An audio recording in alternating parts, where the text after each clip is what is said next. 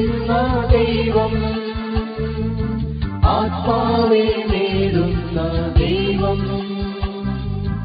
ആഴത്തിൽ അനന്തമാം ദൂരത്തിൽ നിന്നെന്റെ അന്തരംഗം കാണും ദൈവം, ആഴത്തിൽ അനന്തമാം ദൂരത്തിൽ നിന്നെന്റെ അന്തരംഗം കാണും ദൈവം, ആഴങ്ങൾ തേടുന്ന ദൈവം. വേഗം വരുന്ന നമ്മുടെ കർത്താവായ യേശുക്രിസ്തുവിൻ്റെ തൻ്റെ നാമത്തിൽ എല്ലാവർക്കും സ്നേഹവന്ദനം. ആത്മപരിശോധന നടത്തുന്ന ദാവീദിൻ്റെ ഒരു സങ്കീർത്തനമാണ് 139. ദൈവത്തെക്കുറിച്ച് തനിക്കുണ്ടായ അനുഭവങ്ങൾ ഈ സങ്കീർത്തനത്തിൽ പ്രതിപാദിച്ചിരിക്കുന്നു. ദാവീദ് പറയുന്നത്, 1, എൻ്റെ ദൈവം സർവജ്ഞാനിയാണ്. 1 മുതൽ 6 വരെയുള്ള വാക്യങ്ങൾ. ദൈവം എല്ലാം അറിയുന്നു, എൻ്റെ നടപ്പും കിടപ്പും വഴികളും എല്ലാം അവൻ അറിയുന്നു. അതെ, നമ്മെ മുഴുവനായും അറിയുന്നവനാണ് നമ്മുടെ ദൈവം. 2, എൻ്റെ ദൈവം സർവ്വവ്യാപിയാണ്. 7 മുതൽ 12 വരെയുള്ള വാക്യങ്ങൾ. ദൈവം എല്ലായിടത്തും ഉണ്ട്, അവൻ കാണാതെ സ്വർഗത്തിലും പാതാളത്തിലും ഭൂമിയുടെ അറുതികളിൽ എവിടെയും ഒളിക്കുവാൻ ഒരു സ്ഥലവും ഇല്ല. 3, എൻ്റെ ദൈവം സർവശക്തനാണ്. 13 മുതലുള്ള വാക്യങ്ങൾ. ദൈവത്താൽ അസാധ്യമായതൊന്നുമില്ല, ദൈവത്തോട് മത്സരിച്ച് ജയിക്കുവാൻ ഒരു ശക്തിക്കും കഴിയില്ല. സർവജ്ഞാനിയും സർവ്വവ്യാപിയും സർവശക്തനുമായ ദൈവത്തിൻ്റെ മുൻപിൽ ഇരുന്നു കൊണ്ടാണ് ദാവീദ് ആത്മപരിശോധന നടത്തുന്നത്. ദാവീദിനെ പോലെ നമുക്കും ഈ പ്രഭാതത്തിൽ 139 സങ്കീർത്തനം ധ്യാനിച്ചുകൊണ്ട് ഒരു ആത്മപരിശോധന നടത്താം. ആത്മപരിശോധന ദൈവത്തിൻ്റെ മുൻപിലാണ് നടത്തുന്നത്. അതായത് 2 പേർ മാത്രമേ അവിടെയുള്ളൂ, ദൈവവും ദാവീദും. ദാവീദ് പറയുന്നത്, ദൈവമേ, എന്നെ ശോധന ചെയ്ത് എൻ്റെ ഹൃദയത്തെ അറിയണമേ, എന്നെ പരീക്ഷിച്ച് എൻ്റെ നിലവുകളെ അറിയണമേ. 23 വാക്യം. സങ്കീർത്തനം 26:2 ഇതേ വിധത്തിൽ തന്നെ പറയുന്നുണ്ട്, ദൈവമേ, എൻ്റെ അന്തരംഗവും ഹൃദയവും പരിശോധിക്കണമേ. ദൈവം നമ്മുടെ ഹൃദയത്തെ പരിശോധിച്ച് നമ്മളുടെ കുറവുകളെ വെളിപ്പെടുത്തി തരണമെങ്കിൽ ദൈവത്തോടുകൂടെ നാം തനിയെ ഇരിപ്പാൻ തയ്യാറാവണം.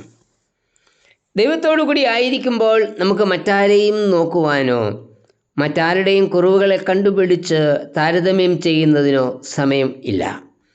ദൈവത്തോടുകൂടി ഇരിക്കുന്നു എന്ന് പറയുകയും മറ്റുള്ളവരുമായി താരതമ്യം ചെയ്ത് പുകഴുകയും ചെയ്യുന്ന അനേകർ ഇന്ന് ഉണ്ട്.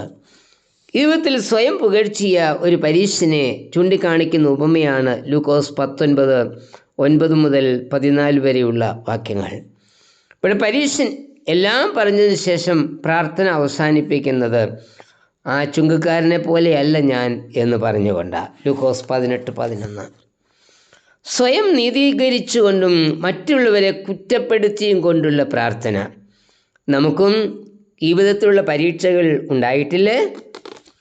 കർത്താവിനോടുകൂടി തനിയെ ഇരിക്കുമ്പോൾ മാത്രമേ നമ്മുടെ യഥാർത്ഥ അവസ്ഥ എന്താകുന്നു എന്ന് മനസ്സിലാക്കുവാൻ കഴിയൂ. സങ്കീർത്തനത്തിൽ നാം വായിക്കുന്നത്, മിണ്ടാതിരുന്ന് ഞാൻ ദൈവമെന്ന് അറിഞ്ഞുകൊള്ളുവീൻ.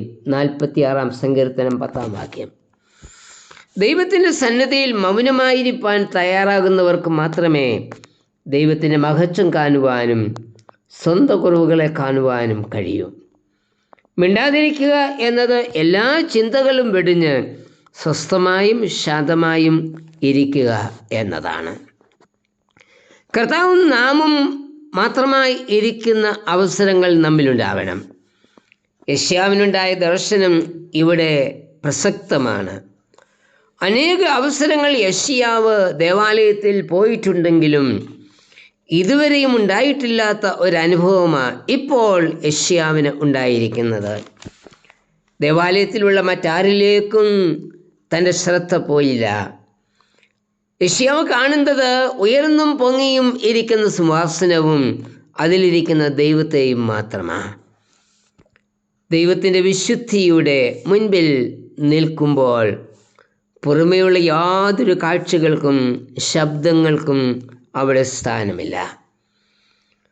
കർത്താവിൻ്റെ വിശുദ്ധി കാണുമ്പോൾ നമ്മിലുള്ള അശുദ്ധിയെ കാണുന്നു. കർത്താവിൻ്റെ വിശുദ്ധി കണ്ട യെശയ്യാവ് നിലവിളിക്കുകയാണ്, എനിക്ക് അയ്യോ കഷ്ടം, ഞാൻ നശിച്ചു, ഞാൻ ശുദ്ധിയില്ലാത്ത അധരങ്ങളുള്ള മനുഷ്യൻ, ശുദ്ധിയില്ലാത്ത ജനത്തിൻ്റെ മധ്യത്തിൽ ഞാൻ വസിക്കുന്നു. യെശയ്യാവ് 6:5 വാക്യം.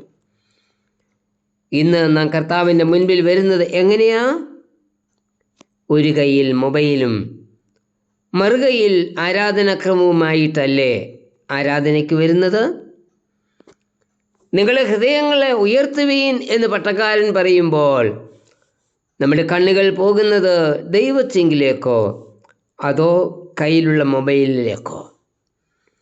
ആരാധനയിൽ പങ്കെടുക്കുന്ന 1.5 മണിക്കൂറെങ്കിലും മറ്റ് യാതൊരു ചിന്തയുമില്ലാതെ ദൈവമുഖത്തേക്ക് നോക്കി അവനുമായി മാത്രം ഇരിപ്പാൻ നാം തയ്യാറാകണം.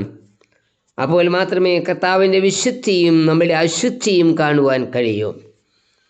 അനുദപിക്കുന്ന പാപിയുടെ ഹൃദയത്തിലേക്ക് ദൈവം ഉറ്റുനോക്കുകയും പാപമോചനം നൽകുകയും ചെയ്യും. അതുകൊണ്ട് നമുക്കും കർത്താവിനോടൊപ്പം തന്നെയായിരിക്കാം.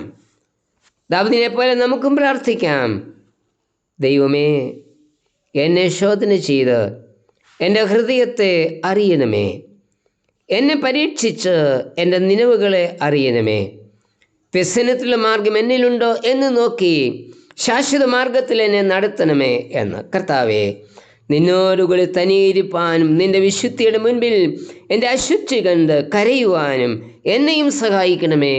ആമേൻ.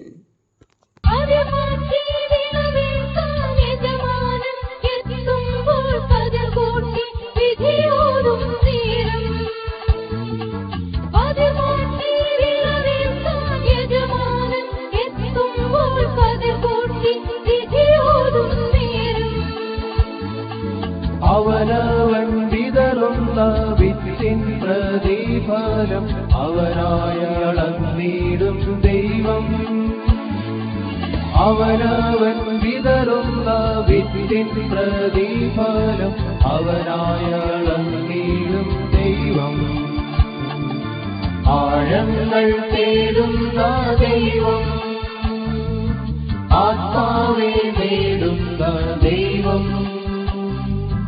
ആഴത്തിൽ അനന്തമാം ദൂരത്തിൽ നിന്നെന്റെ അന്തരംഗം കാണും ദൈവം. ആഴത്തിൽ അനന്തമാം ദൂരത്തിൽ നിന്നെന്റെ അന്തരംഗം കാണും ദൈവം. ആഴങ്ങൾ തേടുന്ന ദൈവം,